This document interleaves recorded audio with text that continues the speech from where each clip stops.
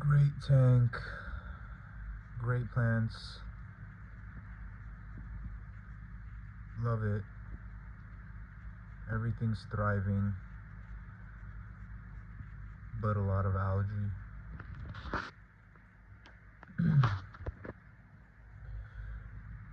The good thing is that this kind of algae,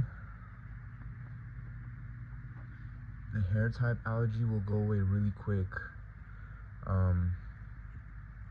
when you try to get rid of it, which is usually too much lighting, too much nutrients. But when you fix that,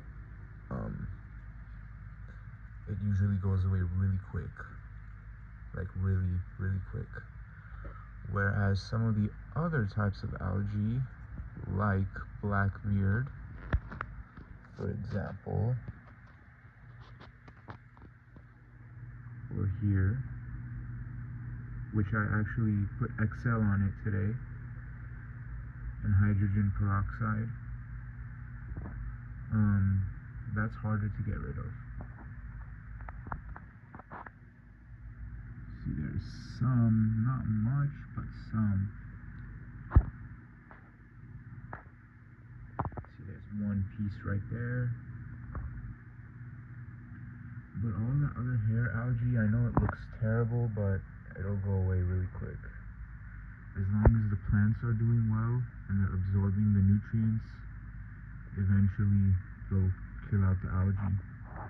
Except for the blackbeard, you need to kind of manually, in addition with balancing everything out, you need to do it manually, and it's a little more difficult with chemicals. Or if you can, you could pinch it off if they're really big and not too many of them sometimes.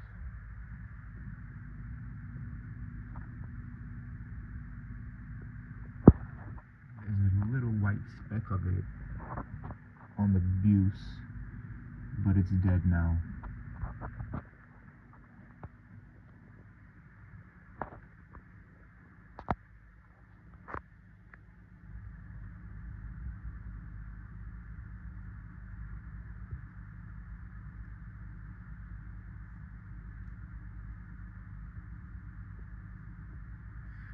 Sometimes you have plants like this that are doing really well, really hard to grow plants, like the fluvialis, tonina. But then a simpler one, like this blixa, is struggling. I know people who keep blixa in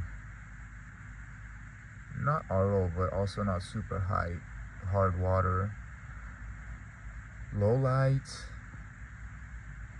not super nutritious substance, and no CO2. And it does really well. I've seen them in bowls, little mini scapes, and they do well sometimes. I don't know.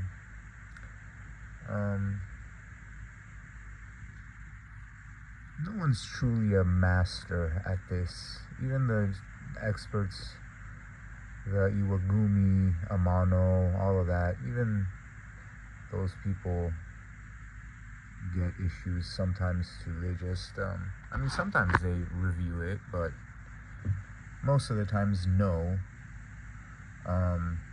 They're just trying to show you the beautiful things, but, yeah.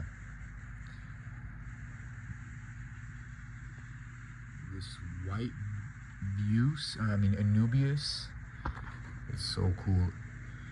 It reminds me of Gandalf from Lord of the Rings. You know how he pops back up after he dies and he's like the white, you know, like all angely.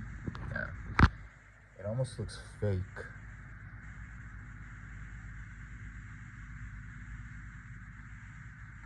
And then of course on this side I got this one, trimmed it again. I can't keep my hands off of it.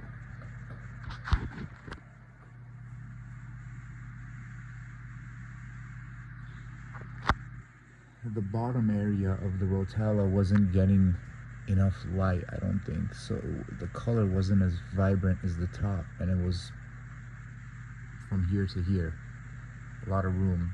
From here to here was nice, but then, so I cut it, also to help get more light down here without having to use that extra light to get this coverage,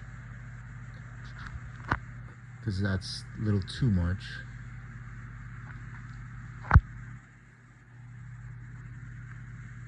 The bottom of this Caroliniana bacopa, I mean, the whole plant was melting starting from the bottom, so I just cut it off and replanted it, and I think it was dying because I was honestly struggling with the Tonina in the back there for a while, and it does better with 3 GH.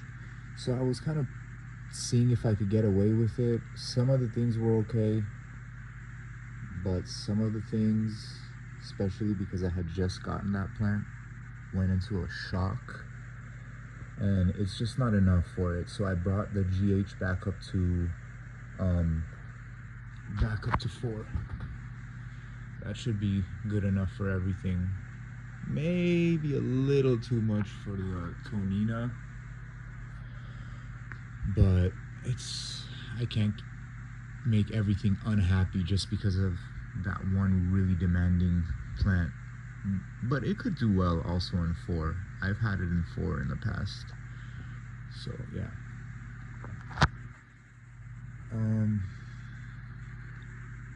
Stuck that moss over there. I think it's flame moss.